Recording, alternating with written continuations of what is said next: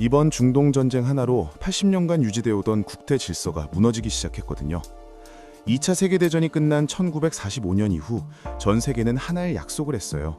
앞으로 전쟁으로 문제 해결하지 말자는 거였죠. 그게 유엔 헌장이에요. 쉽게 말해 힘 있다고 남의 나라 쳐들어가면 안 된다는 국제사회의 공동 규칙인 거예요. 그리고 그 규칙의 경찰 역할을 자처한 나라가 바로 미국이었습니다. 그런데 트럼프가 다시 백악관에 들어오면서 분위기가 확 달라졌어요. 그는 NYT 인터뷰에서 이런 말을 했거든요. 나를 막을 수 있는 건 나의 도덕성과 나의 생각뿐이다.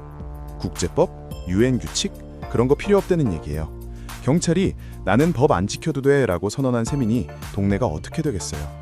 그 말이 공개되기 나흘 전 미군은 베네수엘라에 들어가서 현직 대통령 마두로를 생포해왔어요. 그리고 2달 뒤엔 이란 공습, 하메네이 사살. 국제법 위반이냐고요? 트럼프 본인이 필요 없다고 했으니까요. 말이 현실이 된 겁니다. 이제 규칙은 있으나 마나한 상태가 됐어요. 자, 여기서부터가 진짜입니다. 왜 하필 이란이었을까요? 이건 갑자기 터진 게 아니에요. 미국은 중동에서 전쟁을 반복해왔거든요. 2003년 이라크 전쟁 기억하시죠? 당시 명분은 이라크의 대량 살상 무기였어요. 근데 나중에 밝혀진 건 그 무기가 애초에 존재하지 않았다는 거였죠. 기가 막히죠. 재밌는 건 이겁니다. 미국이 중동에 개입할 때마다 배경에는 강력한 로비 집단들이 있었어요. 정치학자 존 미어샤이머가 쓴 책 이스라엘 로비에 따르면 미국의 중동 정책은 도덕이나 국익보다 정치적 로비의 결과물에 가깝다고 해요. 쉽게 말해 미국 대통령도 결국 누군가의 입김에서 자유롭지 않다는 거예요. 이번 이란 전쟁도 이란 내 반정부 봉기 가능성을 부풀린 브리핑이 미국의 판단에 영향을 줬다는 분석이 나오고 있어요. 중동만 문제가 아니에요.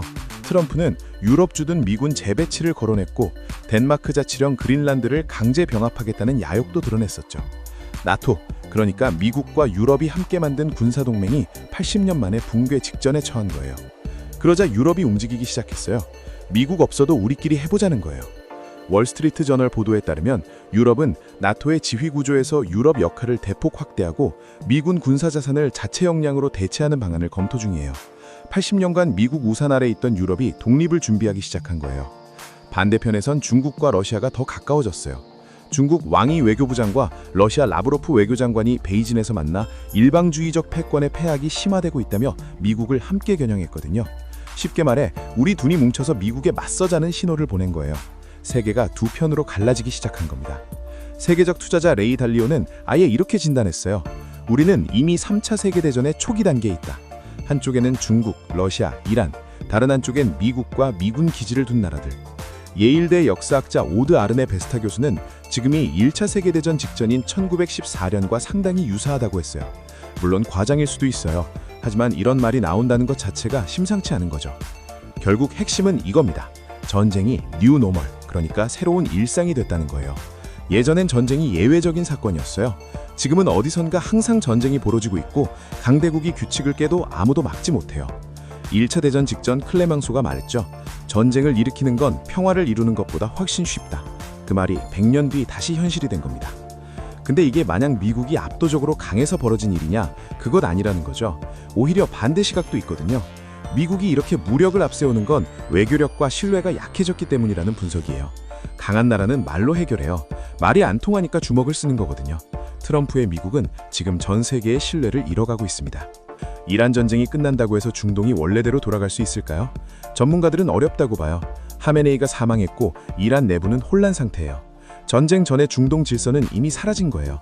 프랑스 마크롱이 나서서 미국, 이스라엘, 이란 모두 빼고 국제 방어 작전으로 호르무즈 해협을 다시 열겠다고 한 것도 그만큼 기존 질서로의 복귀가 불가능하다는 걸 인정한 거예요. 트럼프는 공개적으로 말했어요. 다음 차례는 쿠바다. 농담처럼 들리지만 베네수엘라 대통령 생포도 농담처럼 들렸었던 시절이 있었거든요.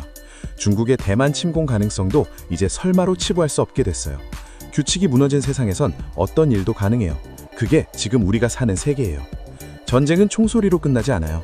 호르무즈 해협이 막히면 유가가 오르고, 유가가 오르면 물가가 오르고, 물가가 오르면 금리가 오르고, 금리가 오르면 대출 이자가 오릅니다.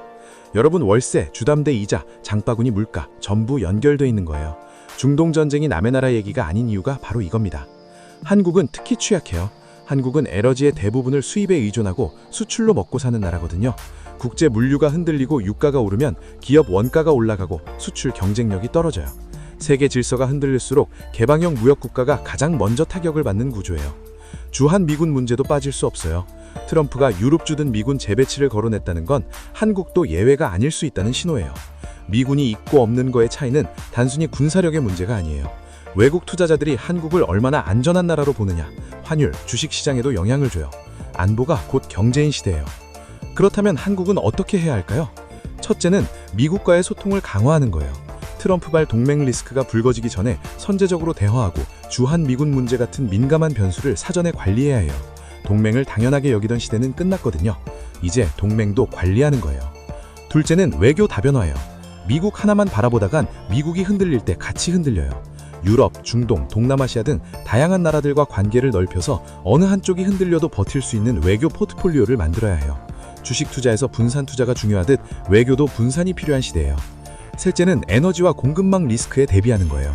호르무즈 해협 봉쇄 같은 사태가 반복될 수 있다는 가정하에 에너지 수입 다변화와 전략 비축량 확대가 필요해요. 기업 입장에서도 중동 의존 공급망을 재검토할 시점이에요. 위기는 갑자기 오지 않아요. 지금 준비하는 사람이 살아남는 거예요. 1914년 아무도 세계대전 올 줄 몰랐어요. 사라예보에서 총선 하나가 울렸고 그게 수천만 명의 목숨을 앗아간 전쟁으로 번졌죠.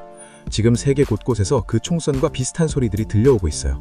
물론 그게 반드시 대재앙으로 이어진다는 건 아니에요. 하지만 준비하는 것과 안 하는 것의 차이는 엄청납니다. 앞으로 이 질서 재편이 어떻게 마무리될지 계속 지켜봐야겠습니다. 여러분은 지금 이 상황 어떻게 보고 계신가요? 오늘 영상 여기까지고요. 다음 영상에서 만나요. 감사합니다.